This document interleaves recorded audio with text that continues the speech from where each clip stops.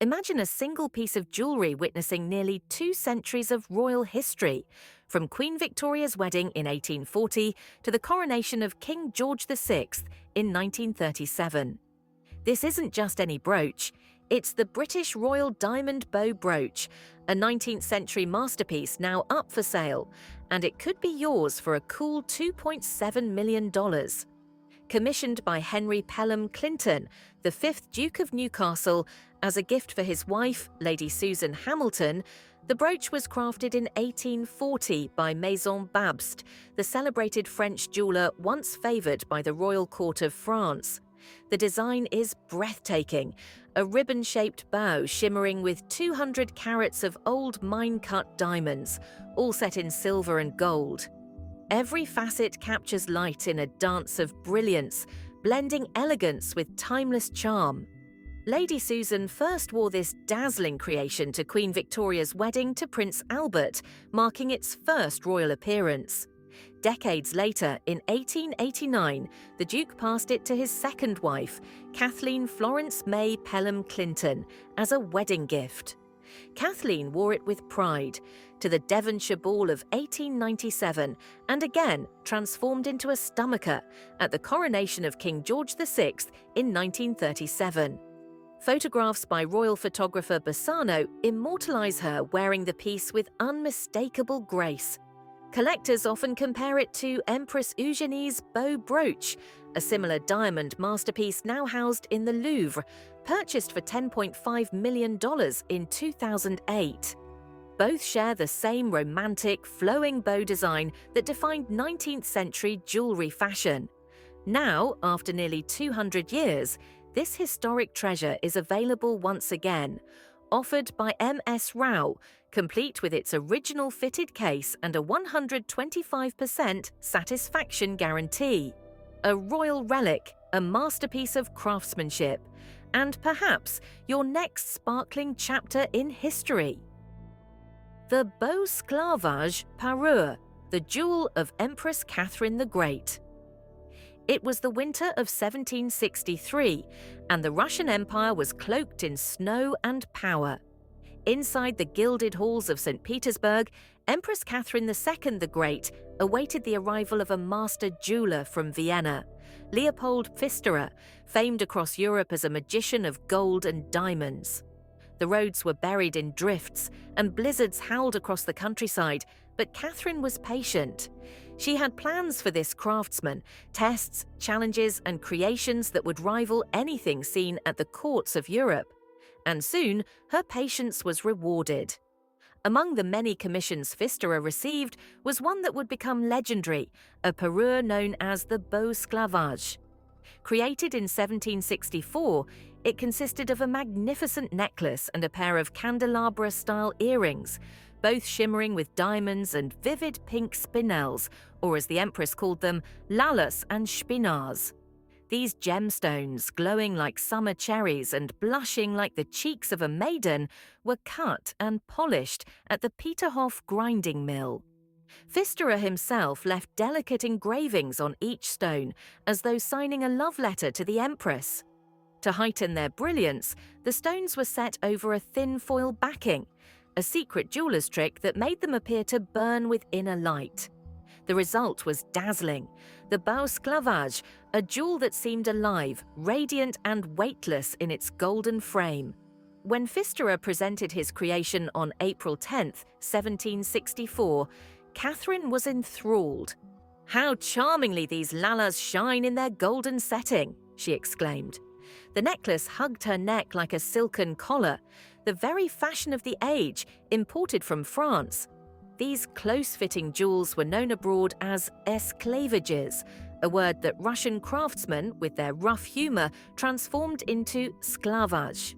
Later, the Empress would wear the entire parure, necklace, bow pendant, earrings, and even sparkling buckles on her slippers and gown, at grand receptions in the Winter Palace. Every movement of her gown sent ripples of light dancing through the ballroom. At the heart of it all was the bow, a fiery ornament of 21 crimson spinels, surrounded by a storm of Brazilian diamonds. Its frame was crafted so delicately that the metal vanished beneath the blaze of stones. It seemed as if the gems floated on air, shimmering ribbons of light in the empress's hair and on her breast.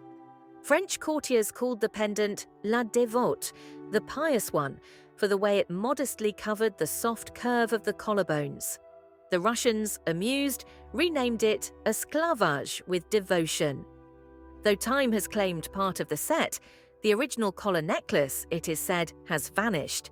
The Boseclavage remains one of the most stunning creations in the diamond fund of the Moscow Kremlin.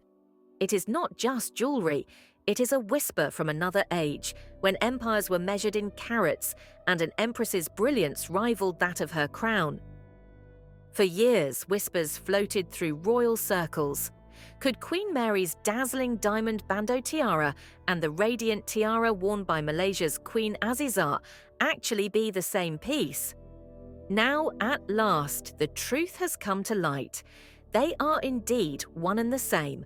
The story begins over a century ago. Shortly before, or perhaps during, the First World War, Queen Mary of the United Kingdom commissioned a magnificent diamond rhombus bandeau. Elegant and versatile, it reflected Mary's exquisite taste for modern, geometric designs that defined early 20th century royal jewelry. In 1935, she wore it to the London premiere of The Ghost Goes West at Leicester Square, pairing it with graceful pearl festoons that softened its sparkling symmetry. Years later, in 1948, the tiara found new life atop the head of 18-year-old Princess Margaret, who wore it as her very first tiara at a gala performance of sports fantasy in Amsterdam, held shortly after the inauguration of Queen Juliana of the Netherlands. The young princess wore the piece again during the Dutch state visit to Britain in 1950 and the Danish state visit in 1951. The tiara is believed to have been a cherished 18th birthday gift from Queen Mary herself. Then, for decades, the tiara vanished from the public eye until it resurfaced halfway across the world. In 1988, Princess Chulalongkorn of Thailand spotted the diamond bandeau during a visit to New York and recommended it to Crown Princess Tengku Puan Azizah of Malaysia, who soon acquired the piece. It journeyed from Britain to Malaysia, a royal treasure reborn in a new kingdom. Over the years, Crown Princess, now Queen Azizah, wore the tiara to numerous ceremonies and state banquets, where its timeless sparkle captured hearts anew. It even became a wedding tiara, gracing several royal brides of Malaysia's royal family. The Queen once shared a charming anecdote.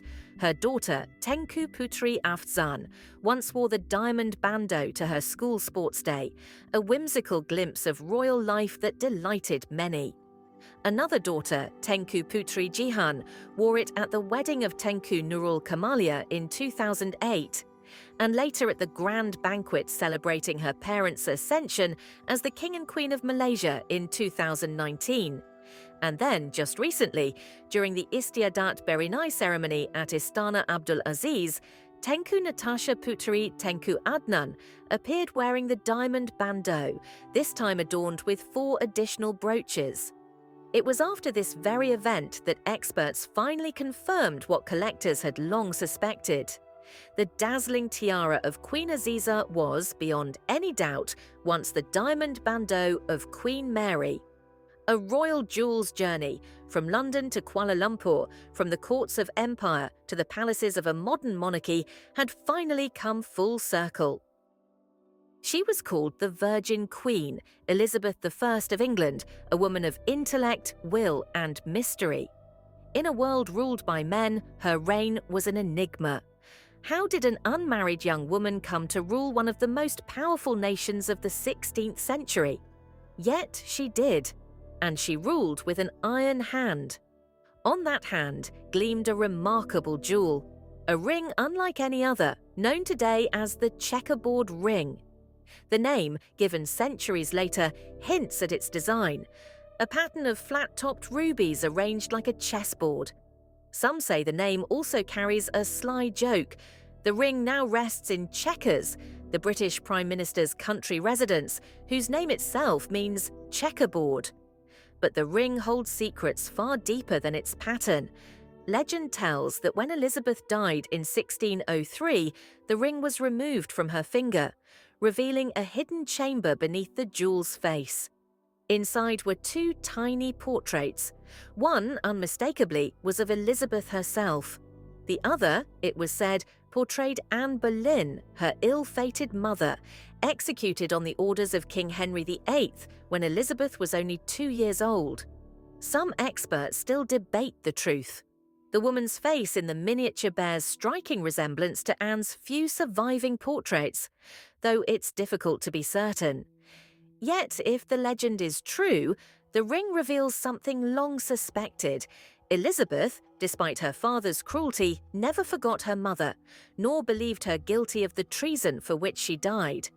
The craftsmanship of the ring itself is extraordinary, mother of pearl beneath gold filigree, surrounded by a halo of diamonds and rubies. It is both regal and intimate, powerful yet personal, a secret worn against the pulse of a queen. And within the band lies another hidden image, a phoenix rising from flames, Elizabeth's personal emblem, the symbol of rebirth, immortality, and her own enduring legend. She even had medallions struck bearing the same mystical bird. The checkerboard ring, it is said, was a gift from George Home, 1st Earl of Dunbar. The details of their relationship remain unclear, lost to time, like so many of the Queen's secrets. But the gift was fitting, exquisite, enigmatic, and worthy of a monarch who was herself a mystery. More than 4 centuries later, the ring still glows with quiet defiance, a relic of a woman who refused to bow to kings, who reigned alone, and whose heart, perhaps, always belonged to the mother she never truly knew.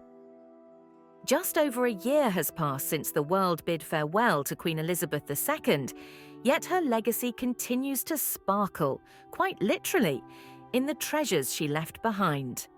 Among the vast collection of royal jewels, one piece shone above all for its beauty, rarity, and personal significance: the Williamson pink diamond brooch.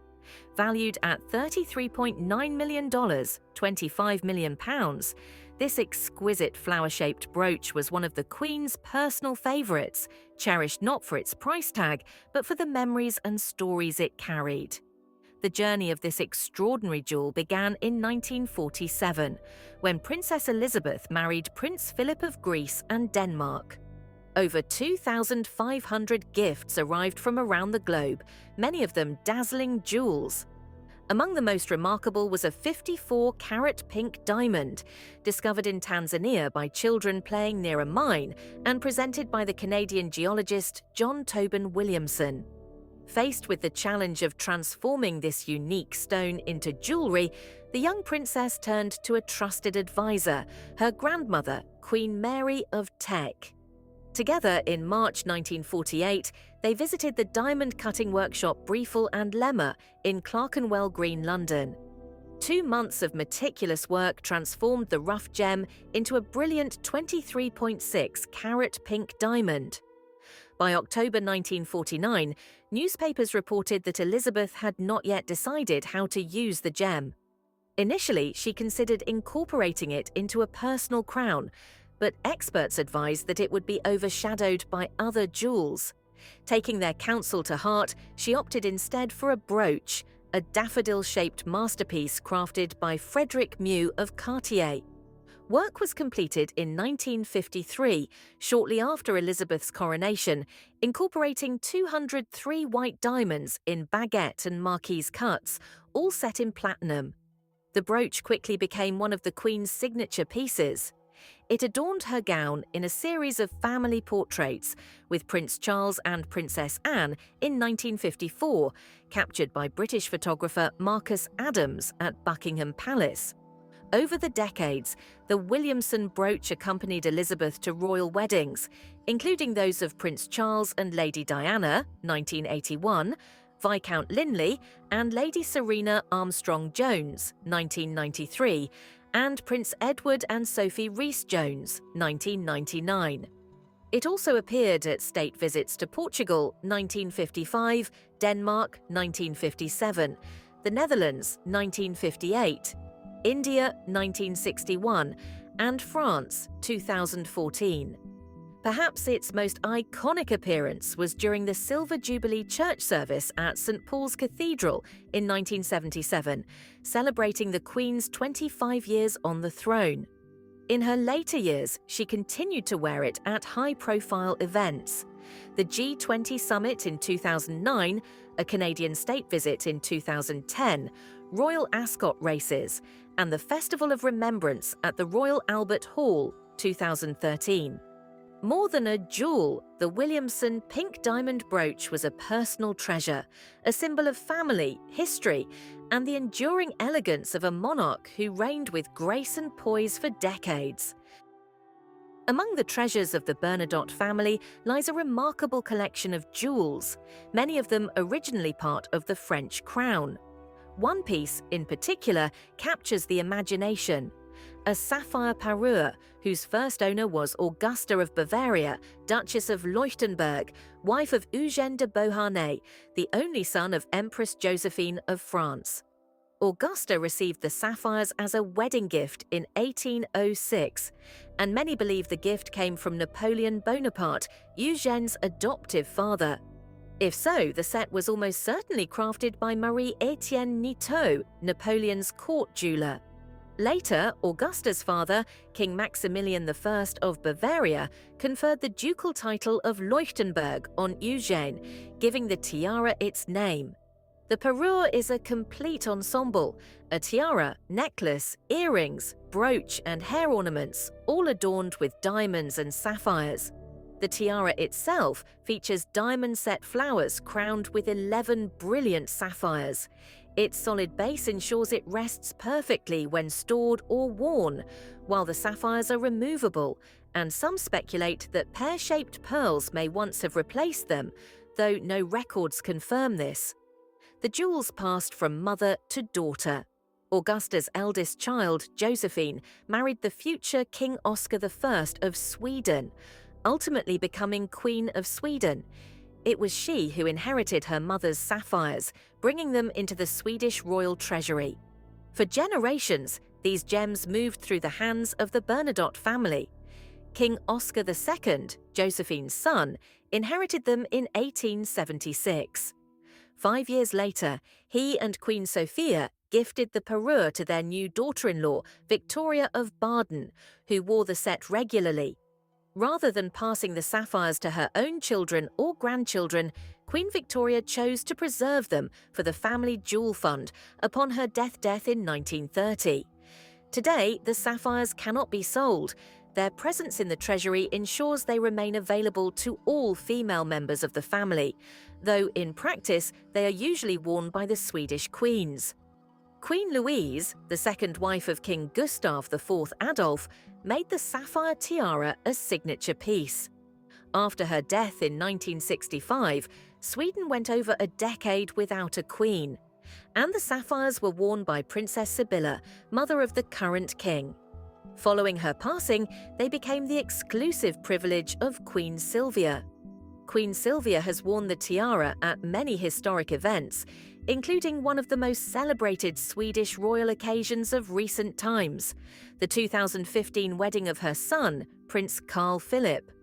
Among the sea of majestic crowns and tiaras, the Leuchtenberg sapphire tiara stood out, a jewel that spoke with certainty. "I am the Queen." Among the treasures of the Bernadotte family rests a unique and striking jewel, the Nine-prong tiara, unofficially nicknamed the Moose Antlers for its distinctive shape. This glittering masterpiece, adorned with 528 diamonds, was created around 1860 for Sophia of Nassau, who had just become the Crown Princess of Sweden upon marrying Oscar II. Some historians suggest that the tiara may have been crafted by reconstructing an earlier diamond comb, once owned by Sweden's first Bernadotte king, Charles XIV John. Queen Sophia wore the tiara throughout her life, and upon her death in 1913, it became part of the Bernadotte family jewel fund. Despite its beauty, wearing it is no small feat. The tiara has a rigid, inflexible base, making it unsuitable for every head. After Sophia, her successor, Victoria of Baden, apparently chose not to wear the piece. It was later photographed on Queen Louise, Victoria's daughter-in-law and former Lady Louise Mountbatten, aunt to the Duke of Edinburgh. In modern times, the tiara is primarily worn by Queen Sylvia, though other family members have occasionally donned it. Notably, Princess Birgitta wore the tiara to the 2010 wedding of Crown Princess Victoria, positioning it low on her forehead as Queen Louise had done, carefully balancing it to prevent it from sliding into her eyes. The tiara's design evokes sun rays radiating from the crown, a luminous symbol of royalty and elegance. Today, as part of the Bernadotte Family Foundation, the tiara cannot be sold or pledged, remaining a cherished heirloom of the Swedish royal family. A jewel of extraordinary sparkle and history, the Nine-prong tiara stands as a testament to the enduring legacy of Queen Sophia and the Bernadotte dynasty.